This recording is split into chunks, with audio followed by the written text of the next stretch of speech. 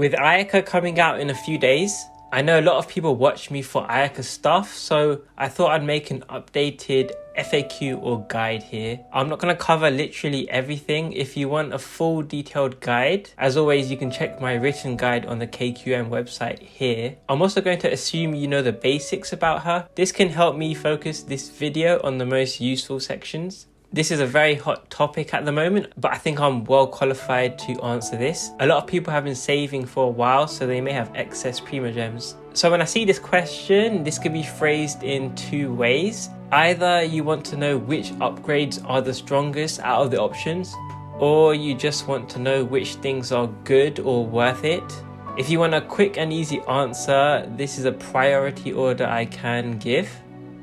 Yes, it's true that mistsplitter is a big upgrade to Ayaka than Shenhe. Even if Kazuha was on banner this patch, it's also true that Kazuha can be ahead of Shenhe. This is also before considering mistsplitter and Kazuha can be used with a variety of teams and characters. However, this is the misconception. Just because Shenhe isn't as big of an upgrade as these two things doesn't mean she is weak.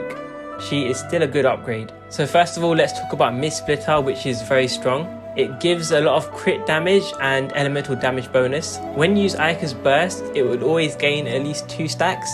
And if you add a normal attack somewhere before, then 3 stacks. I've made very in-depth weapon calcs. Some of you may have already seen these. Link will be in the description. They show variable builds and different situations. Remember, even though I made these calcs, weapon calcs are never supposed to be taken exactly as fact. Since it depends highly on your situation and your artifacts, there's a lot of variables, it's just a guideline. So how strong is mistsplitter? Compared to R5 Amanoma Kageuchi, which is Ayaka's best 4-star free-to-play weapon, if I divide these numbers, it can be about 24 to 29% stronger. As some of you may already know, these numbers, this is one of the biggest upgrades of all characters in the game. I could say on average, most characters would get more like in between 10 to 20% of an upgrade, going from their 4-star to their 5-star. And then there's also more reasons on top which actually make it even stronger, which is that Ayaka is a hyper carry, meaning in most teams, she does the majority of your team's damage. This means that this 25 to 30% damage increase is pretty close to a 25 to 30% full team DPS increase. It's not going to be exactly like that, but you get the picture. In comparison with someone like Child, although he also gets a huge increase if you get Polar Star or Aqua Simulacra, because in the international team he shares his damage with xiangling, overall the team increase is less. And then even if you've got Ayaka's 2nd or 3rd or 4th best weapons like Haran, Summit Shaper or Jade Cutter, seems like you're still getting over an 11% increase, maybe 15%. And then like I said before, even this is in line with what other characters could get compared to their 4-star weapons. These calcs also use optimized middle of the range artifacts. The artifact investment is known as KQM standard, which some may consider a fairly low investment. I would also like to say these optimized substats are somewhat favorable to these crit rate weapons like Haran or Jade Cutter. This is because even with minimal crit rate rolls, I'm close to already overcapping on crit rate with these weapons. It's likely with your own artifacts you will be in worse situations and you can't help but overcap. Meanwhile, mistsplitter is pretty good with all substats. You can even use crit damage or attack circlets, even attack goblets. So in conclusion, it's very flexible artifact wise, so mistsplitter can be even better than these calcs show. So now you know how strong it is. The next question is how valuable or how worthwhile it is to go for. Well, if you look at the cost of the weapon banner, I generally would say if you have around 180 pulls saved, you should be good. Now obviously, if you spend 180 pulls on this banner, you're also looking at potentially getting Calamity Queller, which I don't personally recommend much unless you have everything else on the list, but it is nice if you have Shenhe. Now, what else could you be getting with these saved Primogems? Well, with that 180 pulls, you could guarantee Shenhe. Now, if you've watched my previous videos, whether it's the TC videos or the speedruns, you'll know Shenhe is very good and hard to calculate. To simplify things, Shenhe's burst gives a 15% buff and a 15% debuff, and her skill gives the big icy quill damage boost and another 15% buff depending on if you use her tap E or her hold E. So she gives quite a lot of buffs, and the way people use Shenhe is you initially set up her burst and skill, set up the rest of her team, use Ayaka's burst, and then you bring Shenhe back after Ayaka's burst for another round of the icy quills. For this part, tap E if you want a shorter cooldown but lower damage, or use hold E to squeeze out a bit more damage if you don't need to worry about a longer cooldown. Say if you're fighting a boss and you really want to push to the next phase. This is a common question: is Shenhe bad against multiple enemies? Whilst it's true that Shenhe's icy quills have limited scaling in AoE, a key thing to understand is this is only a part of her kit. Half of Shenhe's kit is providing moderate buffs and debuffs to teammates, in particular buffing Ayaka, who is the true AoE damage source in your team. Also, due to Shenhe's power budget, the way she is as a character is focused on buffing teammates. I've covered this in my previous video. The more invested and built your Ayaka is, the more bang for your buck you get out of Shenhe. So she gets stronger the more invested Ayaka is. This means regardless, in practice she is shown to be still contributing sizably in AoE, despite losing efficiency of her icy quills. But don't misunderstand, even if you don't have Shenhe, then teammates like Ganyu or Rosaria, even Chongyun are still good. Whenever you play an Ayaka team, you pretty much always want to have at least one other cryo teammate to help with energy and to battery Ayaka.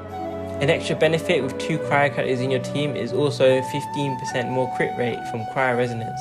Speaking of Shenhe, there's also this common thought that she's a worse battery for Ayaka than other cryos. This is usually derived from the fact that she has longer cooldowns on her skill, so theoretically she can generate energy less frequently. However, I can tell you this, it doesn't really matter which cryo support you play.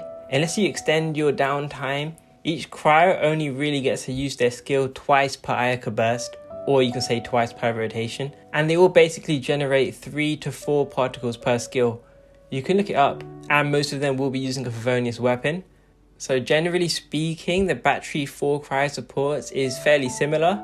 Even Kaya, who has a talent which gives extra particles versus frozen enemies, he only gives 2 to 3 by default and 3 to 5 with freeze. But if you aren't hitting a frozen enemy twice per rotation, it's not that much different. There's also Ganyu, who gives 2+2 instead of 4 at once. Also, most people might give her a damage weapon rather than Favonius bow, but you can give her Favonius bow and the battery will be good. Whilst I'm on this topic, the other advantage to Shenhe is, after using Ayaka's burst, with Shenhe it's actually a damage gained to switch to her to battery Ayaka, since it reapplies her icy quills for more damage. For other supports, although the battery is always very helpful, they aren't really reapplying buffs, so the damage will be weaker than if you just stayed attacking on Ayaka. So a TLDR on Shenhe is, obviously she is an investment, and not everyone wants to fork out the primo gems to get her, and there's clearly good cryo support alternatives. However, an upgrade is an upgrade, and those that want to push their Ayaka's damage further, you will want to get Shenhe. It's quite simple.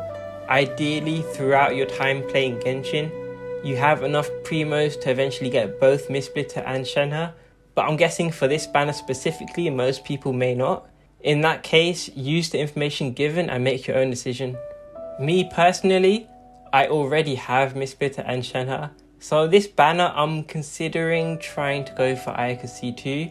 Maybe I get lucky and get it. People often ask me how good are Ayaka's constellations. Check the video description for the link. Basically, C1 isn't good, C2, C3 and C4 are good. It's a small buff to E, and C6 can be strong, especially if you also have Shenhe. Why does Shenhe make Ayaka's C6 better? They turn Ayaka's charge attack into a nuke. You can't really calc this, it helps with flexibility. For example, you can take out one set of enemies with Ayaka's charge attack, and then another set of enemies with a full burst. Anyway, why I might be going for a C2 is because for me it's the next good upgrade. Despite being someone who does consider vertical investment, The reality is most of my teams are only around the 4 to 5 gold range. The Ayaka team I have now is 5 gold with Kokomi and 4 gold with Bennett. For speedrunning competitions, this is actually considered to be on the lower end. For context, most cups will have 4, 8, 10 and unlimited gold brackets. So 2 more golds for basically maybe 40% more potential damage is pretty interesting to me. As far as anything higher, I'm not really interested in that. Actually, I'm pretty happy at C0 anyway. And you can also stay at C0 perfectly fine. If you want constellations, you can, but make your own decision. When to play mono cryo versus freeze, what teams?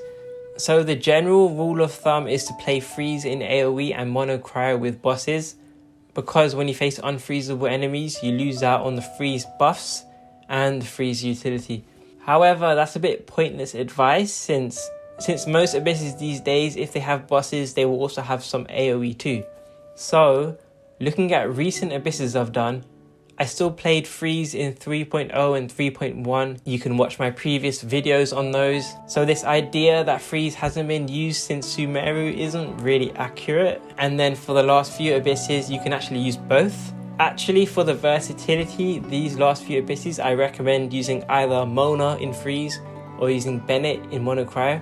This is because Mona is less reliant on freeze than Kokomi. Her Omen is going to buff damage regardless. And also, for example, versus the triple Kenkis, Mona's long burst animation can actually be a good thing for iframes. Like whenever I tried using Kokomi here, you might just get stun locked. On the other hand, for mono cryo, Bennett is the best force slot for that team. If you're new, I don't really consider this melt, it's just mono cryo but Bennett buffed instead of with Diana or with Layla's shield. And this works even if you have C6 Bennett, although it is better if he was still at C5. Like, if you look at my gameplay, I can't really normal attack with Ayaka because it would be pyro. But it's not the end of the world because I still need to spend time refreshing the team skills. If you don't have Shenhe, you can actually do well with Rosaria or Chongyun. Interestingly, someone in China actually got an insane Chongyun run recently. It's not quite mono cryo though, since it's a bit different. You do want to utilize melt for Chongyun's burst. And I also noticed you really don't want C6 on Bennett here, so I can't really play this. But this run is amazing. Also, a lot of people are still asking me if reverse melt with xiangling is good in these abysses in order to melt Ayaka's burst. I still don't think so. To explain, Ayaka's burst has standard ICD on her cryo elemental application. This means even if you can melt her hits, you're only melting about 1/3 of her hits. So that's 33% of her damage getting buffed by 50%. You can say it's a 17% damage increase. That's weaker than Kazuha, who can buff 100% of Ayaka's damage, even more than that. When you play him, you also don't lose out on the 20% crit buffs from Blizzard Strayer and the 15% crit rate from Cryo Resonance. Xiangling's damage isn't really worth it. Plus, importantly, Kazuha's grouping is useful for the AoE chambers. Remember, you're not just fighting bosses here. And you also don't have to deal with Xiangling's energy issues. I've covered this in my previous video, but I can do a summary here of Mona versus Kokomi. Kokomi has strong healing built into her kit. She has faster animations, which means faster front-loaded damage. Because of her 12-second jellyfish, she has a longer freeze duration. This also means a longer tenacity buff. But overall, you could say she's more reliant on freeze. Mona, on the other hand, you only get healing if you use prototype Amber on her, which means no TTDS. She also has longer animations, which means a longer setup. In some fights, if you have enough damage, you can also just use her E for fast fights. Also, speaking of longer animations, this also can make her more awkward with Shenhe, because you don't want Shenhe's buffs to run up too quickly before you've even got a chance to make use of it. You could say overall, with Omen and TTDS, Mona has a higher peak damage. Some people may also find her dash awkward. Overall, many people may know this already, but for freeze, Kokomi is generally more preferred. A lot of newer players may underestimate the value of fast animations and long freeze. However, Mona is still very sufficient and in some situations, as I explained, can be even better for some people. For normal and charge attack combos, there's actually very little theoretical difference with each combo, like N1C, N2C, N3C. The main difference is N1C has faster charge attacks which have the best AoE, so it's good for AoE fights. Aside from that, you generally use whatever you have the time for. Like in a rotation where you need to refresh skills quickly, you may only have time for N1C, or if you need to spend more time on Ayaka, you may be able to do a longer combo. Personally, I find N2C to be the most comfortable stock combo, the most natural default combo. I can also talk about Ayaka's full combo if you're including like her whole setup. There's so much variation. I also cover this in the advanced rotations vid if you want to watch that back to learn more. So dash N1 EQ or dash N1 QE are the default for maximum buffs. The dash gives cryo damage buff from her talent, the N1 gives damage bonus from mistsplitter, and you either use E before Q if you want the fastest rotation and to pre-funnel energy into Ayaka, or you use Q first if you want to burst faster and you want a slightly bigger mistsplitter buff on her E. After casting her burst, you generally don't spend too much time normal and charge attacking after. With most teams, you really want to refresh buffs and debuffs and even battery Ayaka. It depends on how each team's cooldowns line up. Read my written guide if you want to know the timing for each specific team. I pretty much have rotations on almost every team. However, as covered in the advanced rotations vid, if you don't need full buffs, you can skip a lot of this combo on Ayaka to burst faster. So as I covered in that vid, skipping the dash N1 and just using Ayaka's burst straight away. Sometimes this can also help with positioning. There can be situations where Ayaka is already positioned well in an AoE situation and dashing can ruin that. I've shown many examples of this in the past. As I'm on the topic of rotations, another common question is how critical it is to learn these example rotations perfectly. It's not very important at all. However, it is helpful to study why moves are placed in the orders they are, why I put each thing in certain positions, which parts are crucial to the success of the team and which parts are optional. I think once you understand those, these rotations can be used just as guidelines. In fact, as I alluded to, many of these things can be tweaked and you can make your own decisions to adapt to each situation as you need. I've explained this before, but outside of Ayaka teams, there could be like vape or melt teams where Kazuha's burst absorbing the right element is crucial for your team's reactions. However, with Ayaka's teams, Kazuha is mostly here for his grouping and buffing, and you get his buffs and debuffs easily with either his burst or his skill. You can use either or you can use both. Obviously, a full setup with both is free damage, but as I've shown in previous videos, his personal damage isn't that crazy in these teams. It's not like he's doing overloads or he's doing quicken reactions. This also means if you don't always have energy for his burst, you don't have to worry too much about it. With Ayaka teams, there's a lot of flexibility that you will understand with time and practice.